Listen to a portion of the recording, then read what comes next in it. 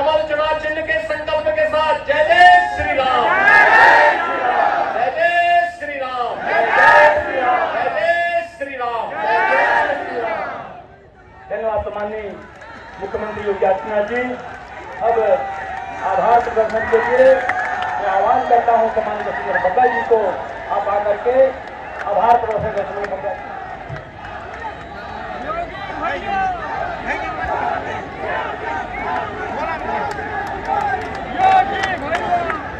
एक गरीब यही पूछता है यहाँ पे, भाइयों बहनों, उस गरीब की पीड़ा है। वह भी तो देखता होगा, मध्य प्रदेश में जाता होगा, उत्तर प्रदेश में जाता होगा, वहां उसको विकास दिखाई देता होगा, अपने परिचितों के बीच में जाता होगा, वहां लगता होगा, लेकिन वहां जब नहीं मिलता है तो भाइयों बहनों तैयार है, छत्तीसगढ़ तैयार है, कवर्धा तैयार है, साझा तैयार है। भाइयों बहनों, मैं आपको कह सकता हूं कि यहां पे भी डबल इंजन की सरकार आने दीजिए। ये जो लोग लव जिहाद के नाम पर, गौ तस्करी के नाम पर, खनन माफिया के नाम पर, वन माफिया के नाम पर अव्यवस्था और अराजकता पैदा करने का कुत्सित प्रयास किए हैं, उत्तर प्रदेश की तरह ही वहां पर भी पूरी तरीके से फिर कार्रवाई प्रारंभ हो जाएगी। अब कोई समस्या नहीं होगी और इसलिए छत्तीसगढ़ के लिए भी जरूरी है, हम सबकी तैयारी है, भाजपा जरूरी है। आप सब तैयार हैं ना? विजय शर्मा जी को और ईश्वर साहू जी को विधानसभा चुनाव में कमल चुनाव चिन्ह पर विजयी बना के भेजेंगे। अगर बना के भेजते हैं तो अयोध्या धाम का भी दर्शन ये लोग करवाएंगे जरूर। सभी लोग तैयार हैं ना? सभी लोग तैयार हैं? तो भाइयों बहनों, 7 नवंबर को ही चुनाव है आपका। आज तो 4 हो गई ना, तो कल सायंकाल प्रचार बंद हो जाएगा। अभी से बूथ बूथ को संभालने की तैयारी होनी चाहिए। सब लोग तैयार हैं? किसी के बहकावे में आने की आवश्यकता नहीं। सब लोग सहमत हैं? सभी लोग? तो फिर जहां तक मेरी आवाज जा रही है, दोनों हाथ उठा करके बोलेंगे, दोनों हाथ उठा करके मेरे साथ। मोर्चा के अध्यक्ष आप सबसे आग्रह है कि आप मंच के भाइयों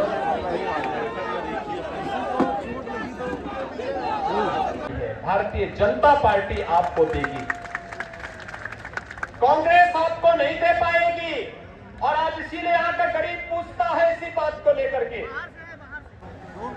इन्होंने शराब का घोटाला कर दिया यहाँ से नहीं, और कवर्धा, अब तो यहाँ पे वन माफिया भी पनप रहे हैं। छत्तीसगढ़ आज से नहीं, हजारों वर्षों से अपनी वन संपदा के लिए, प्राकृतिक संपदा के लिए जाना जाता था। है, आप आकर के अपना उद्बोधन शुरुआत करें। सम्मान विजय शर्मा जी।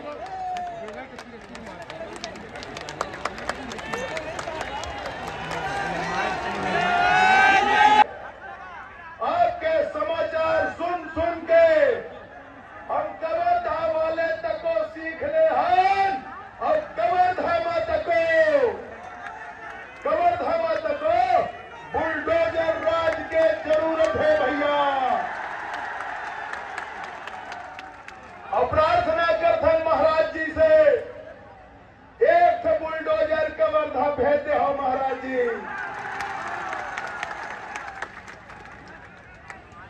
ये मेरा इसमें है भैया।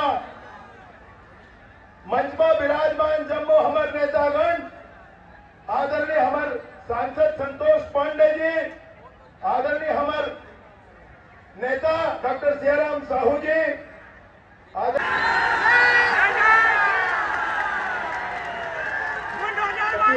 स्वागत करेंगे।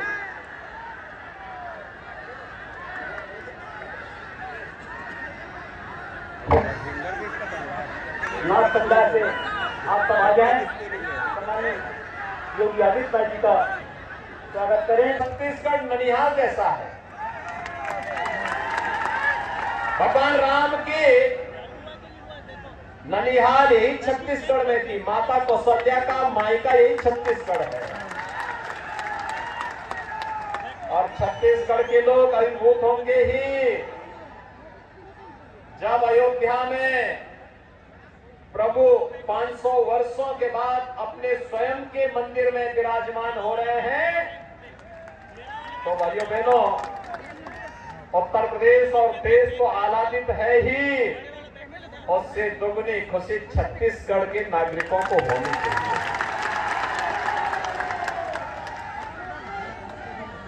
भाइयों बहनों, यही आह्वान करने के लिए मैं आया हूं।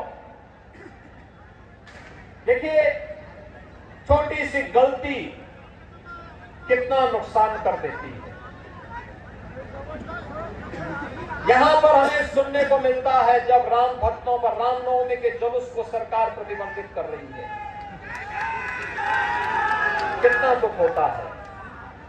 लव जिहाद का विरोध करने वाला एक कार्यकर्ता की निर्मम हत्या कर दी जाती है, तब दुख होता है।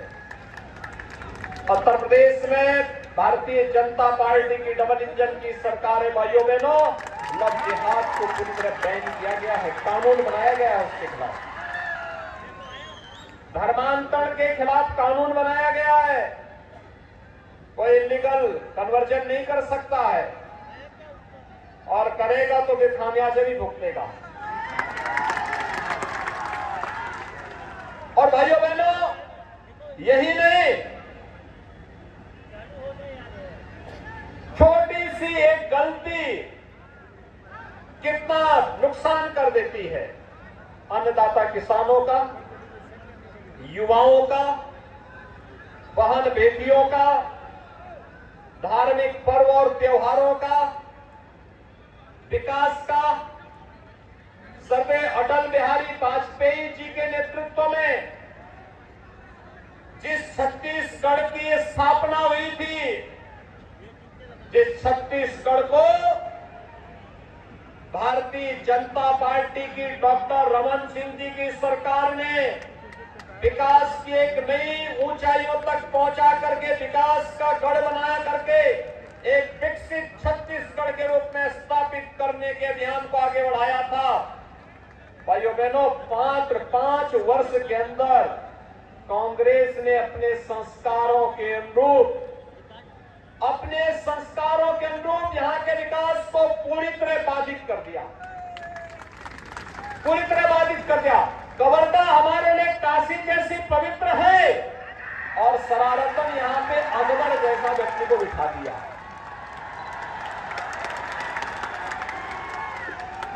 आप देख रहे होंगे, एक कांग्रेस की शरारत है। काशी जैसी पवित्र नगरी में आपकी आस्था के साथ खिलवाड़ करने के लिए एक ऐसे व्यक्ति को बिठाया गया है जिसको आपकी आस्था से मतलब नहीं, आपके विकास से मतलब नहीं, और जिसके संरक्षण में वे सभी तत्व फलते फूलते हैं जो लोग भारत की, हम सबकी आस्था की प्रतीक हमारे भगवे झंडे को रोनने का कार्य करते हैं, उसको व्यक्ति प्रश्रय देता है, उसको प्रश्रय देता है। आप याद करिए, अगर यहां भाजपा की सरकार होती तो क्या उनका दुस्साहस ऐसे होता? ईश्वर साहू जैसा एक लाचार पिता, मैं तो अभिनंदन करूंगा ईश्वर साहू जी का कि उन्होंने हिम्मत नहीं आ रही, वे लड़ते रहे, इस अराजकता के खिलाफ लड़ते रहे।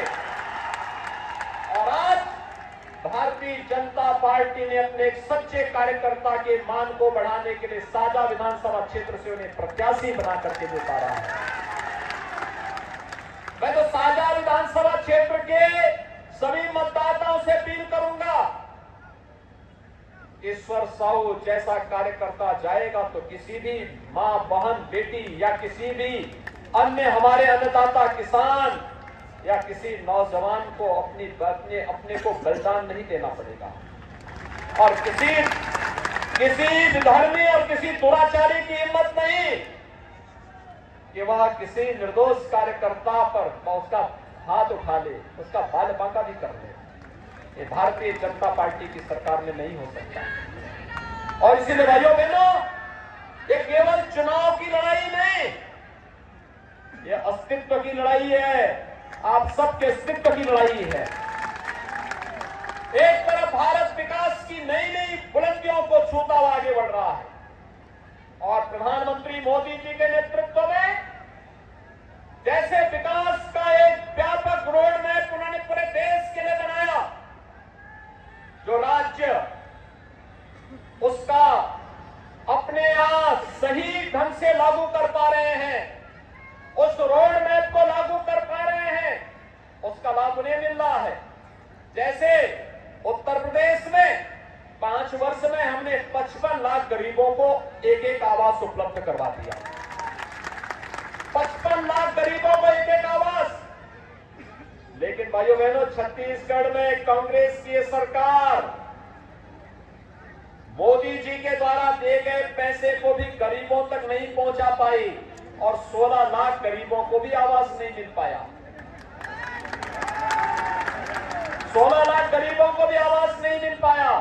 और कल ही माननीय गृह मंत्री जी ने जब यहां का लोक कल्याण संकल्प पत्र जारी किया तो संकल्प पत्र में एक बात कही है, भाजपा की डबल इंजन की सरकार छत्तीसगढ़ में बढ़ने दीजिए, 18 लाख गरीबों को प्रधानमंत्री आवास योजना का लाभ भी देंगे। भाइयों बहनों, ये भारतीय जनता पार्टी की सरकार प्रधानमंत्री मोदी जी के नेतृत्व में जो बोलती है वह करती भी है। कांग्रेस को समस्या है, देश के लिए समस्या है, समाज के लिए समस्या है, जनता जनार्दन के लिए समस्या है। याद करिए, देश के अंदर आतंकवाद कांग्रेस ने दिया, अलगाववाद कांग्रेस ने दिया, तुष्टीकरण की नीति कांग्रेस ने दी, ये नक्सलवाद कांग्रेस की देन है, ये भ्रष्टाचार कांग्रेस की देन है, अराजकता और कर्फ्यू ये कांग्रेस की देन है। भाजपा तो विकास, सुशासन और सुरक्षा की एक मानक बना करके बेहतरी के साथ एक सुव्यवस्था को, सुशासन को लागू करने वाली पार्टी है। और प्रधानमंत्री मोदी जी के नेतृत्व में नए भारत में हम इसका दर्शन कर सकते हैं। आज जब मैं कवर्धा में आया हूं, आपका जो उत्साह है, आपने यहां पर, मैं मानता हूं, आपने तय किया है कि अपने एक युवा और जुझारू कार्यकर्ता को जमीन से उठ करके जो कार्यकर्ता आगे आया, उस कार्यकर्ता विजय शर्मा को आपने जीत के लक्ष्य के साथ अपना चुनाव बना करके इस चुनाव को अपने साथ जोड़ दिया, कोई संदेह नहीं। लेकिन भाइयों बहनों, मैं आज आपसे आह्वान करने के लिए आया हूं और आह्वान यही करने के लिए आया हूं, जो चीजें यहां पर हैं मैं केवल यही पूछना चाहता हूं, हर घर नल योजना में क्या पेयजल की स्कीम कांग्रेस नेतृत्व की सरकार दे पाई? जबकि मोदी जी ने तो पैसा दे दिया, क्यों नहीं लागू कर पाई? क्योंकि नियत साफ नहीं। घोटाले पे घोटाले, और घोटाले भी इतने ज्यादा इस सरकार ने कर लिए। हम लोग एक नाम सुनते थे, आज से 20 वर्ष पहले बिहार में लालू जी ने चारा घोटाला किया, लेकिन चारे का गोबर यहां कांग्रेस के सिर से यहां निकल गया है, गोबर घोटाले की वजह से। आपने देखा होगा ना, 1300 करोड़ डकार गए, और जब उसकी जांच शुरू हुई तो पैकेट में मिट्टी के पैकेट पकड़े गए। गोबर यानी कंपोस्ट नहीं, गोबर वहां कोई कंपोस्ट की खाद नहीं है, वर्मी कंपोस्ट नहीं है, वह तो गोबर की खाद के बदले, कंपोस्ट के बदले